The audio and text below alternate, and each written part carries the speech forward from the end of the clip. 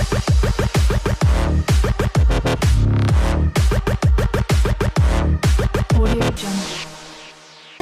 Jungle.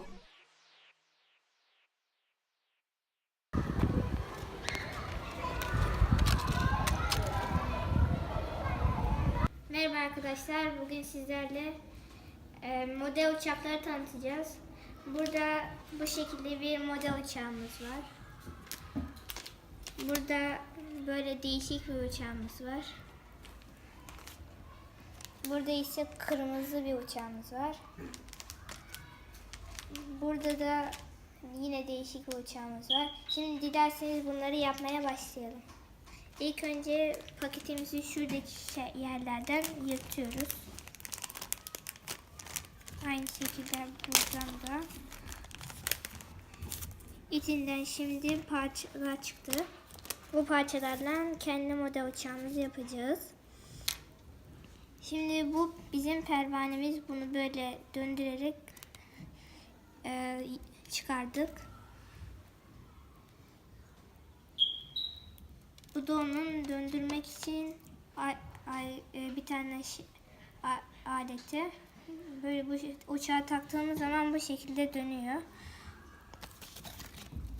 İlk öncelikle bu bizim uçağımızın gövdesi. Bu uçağımızın kanatları şuradaki yere takılıyor. Bu da uçağımızın arka kanatları buraya takılıyor.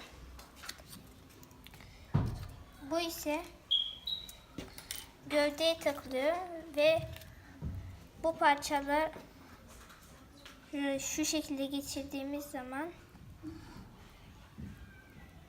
şuraya geçiriyoruz. Tabii biraz zor oluyor.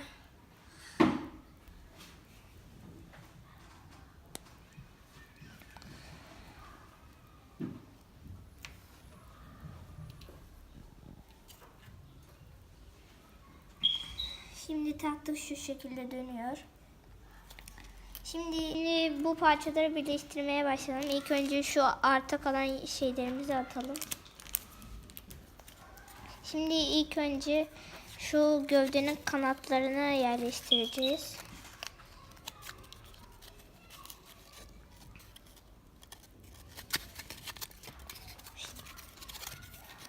Şuradan.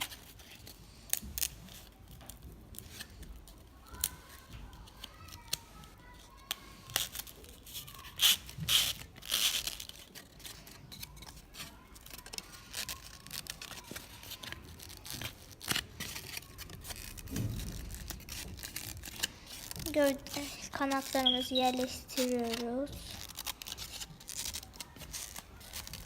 Bitmek üzere ve bitti.